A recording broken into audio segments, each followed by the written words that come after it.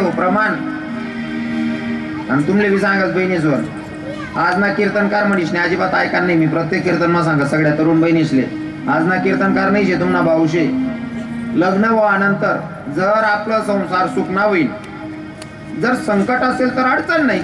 पण जर नवरा सुखीटी राहणार, सासू सासरा येतात आणि घर मग थोडंफार भांडाल भांड ठोका थोडंफार जर काय होईना ना, नवरा चांगला आहे ना मस्त राहिले सासरमा बाकीने पाहिजे सासरमा बट आनंद राहत. पण माहेर मावण्यात का आता 3 दिन होण्यात का नवराला फोन करते नाही हा को 2-4 दिन राही जाऊ का नाही.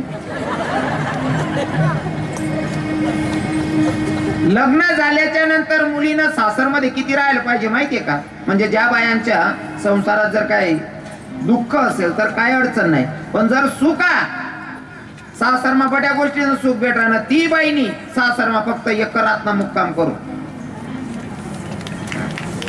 एक रातना मुक्काम. आपला बडा कान देश ना नाडे काना देश ना लोक येत ना आपल्याकडे देवीना उत्सवस कानबाई माताना. कानबाई माता कितला दिन बटस एकच रातना मुक्काम रास. एकच रातना मुक्काम रास पण अख्खा गाव मग गाजा वाजा. बरोबर आहे ना.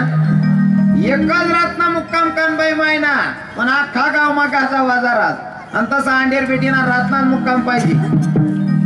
रातना मुक्काम वाली अंडेर आहे ना दुसरा काका सांग वय रे दीदीला बोलाव रे, वय रे दीदीला नाश्ता बोलाव रे, वय रे दीदीला चहा बोलाव रे. अख्खी गली मा दीदी दीदी दीदी दीदी हा.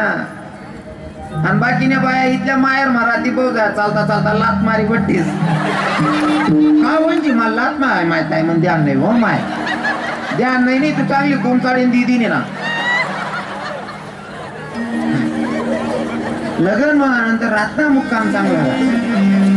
पाहुणा पै सुद्धा आबरूदार पाहिजे. पहिला दिन ना पाहुणा, दुसरा दिन ना पै, तिसरा दिन ले राहिले तुन लाच कधी गई.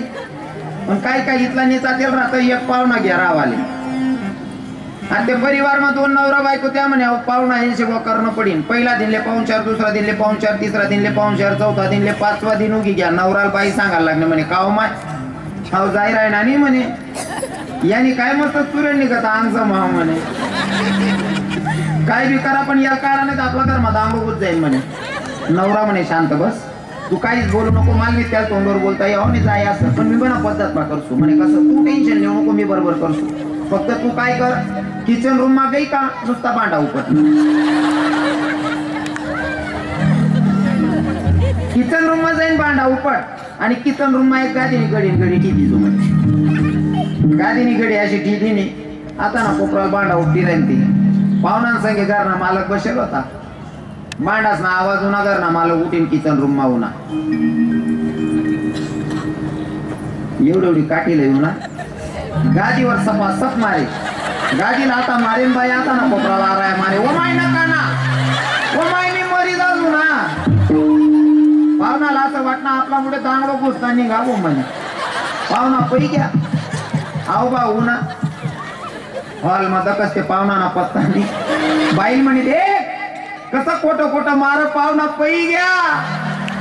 बाई म्हणे मायवो मी बी काय मजा ना खोटं रणू पाहुणा पै घ्या. पाहुणा साना वाटे सांगे मी बी कसं बया जायला नाटक करू म्हणे. भोजन दिलं पाहिजे. नाथबाबांनी पत्नीला सांगितलं गिरजे मोठ्याच लेकरू आलंय काहीतरी स्वयंपाकाला लाव म्हणले. गिरजाईने स्वयंपाक लावला. अतिथी जेवायला बसला आणि जेवण करत असताना त्याच्या लक्षात आलं अरे आपण इथं आलतो कशासाठी. नाथबाबांना राग आला पाहिजे तेवढ्यासाठी आलतो ना.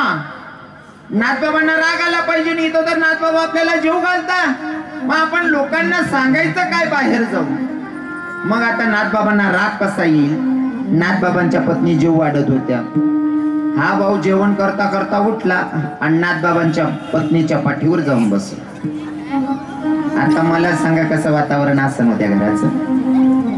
महिला माता तुम्हाला विचारणार नाही इकडे पुरुष मंडळींना विचारेल. समजा आपल्याकडे कोणीतरी अतिथी येईल कोणीतरी पाहुणा येईल आणि आपण त्याला जेवण सांगेले. तो पाहुणा जेवणले बसेले आवाज थोडा कमी करा त्याचा थोडा. पाहुणा जेवणले बसेले आणि जेवता जेवता आपली बायको जेवण वाढ राहिली आणि तो पाहुणा खाता खाता आपली बायकोन पाठवर कुदी बटना. कस काय वातावरण राहील. हा मी तुमले विचार आहे नो पडा सांग लग्न जायला ना तुम्हाला तुम्ही असा ब्रह्मचारी सारखा देखील ना तुमले लगीनच समजत नाही बा लगीन लगीन बाबा लगीन मला असं वाटणार त्या काहीच बोली राहिना तर मी का साधूच मठवर कीर्तन कर राहिलो आपल्याकडे कोणीतरी अतिथी आलेला आणि तो जेवायला बसलेला आहे आपली पत्नी जेव वाढत्या आणि तो जेवताना उठला आणि बायकोच्या पाठीवर बसला कसं वातावरण राहील बाबा आपल्या घरातलं आपण त्या पाहुण्याला बरं करणार असा बायकोन पाठवर जर बसला ना आपण त्याला एक बुका मुका कटणार म्हणतो पण माझ्या नाथबाबांनी सांगितलं पत्नीला गिरजे मोठ्याचं लेकरू त्या पाठीवर बसले त्याला पडू देऊ नकोस नाही तर लेकराला लागेल म्हणले किती शांती असेल पत्नी सुद्धा तेवढी समजदार पत्नीनं सांगितलं धनी ओ स्वामी ऐका ना मी पण माया लेकर वाढवलेत लेकर वागवलेत लेकराला पडू देत नाही म्हणले तुम्ही काळजी घेऊ नका मी पण एक माया संत जेवढे शांत होते तेवढ्याच पत्नी सुद्धा समजदार होती त्यांची आणि तुम्हाला सांगू का पुरुष मंडळी मी प्रत्येक कीर्तनात विनोदामध्ये महिला मातांना खूप बोलून घेतो बिचारे तरी हसून हसून घेतात ते आणि सगळं मम म्हणले तीस म्हणा बोललेले पण आज मला त्याशी खरी बाजू मांडानीशे या बहिणीशने जर ठरावं ना ते तुम्ही इज्जत वाढवू शकतीस आणि त्याशी जर ठरावं ना ते तुम्ही जिरवू बी शकतीस हा तुम्ही जर प्रेम केलं तर पत्नी लक्ष्मी तुम्ही जर प्रेम केलं तर पत्नी लक्ष्मी आणि तुम्ही जर रिकामाचा आया करा ते मग ती कालिका बनायला वेळ लागत नाही नाथबाबा शांत होते त्यांना पत्नी सुद्धा तेवढी समजदार भेटली म्हणून नाथबाबा हो पत्नीचा सपोर्ट असला की माणूस पुढे जातो पत्नी शिवाय शहाणपणा नाही बरोबर आहे ना नामपूरकर दादा बरोबर आहे ना बायको शिवाय शहाणपणा नाही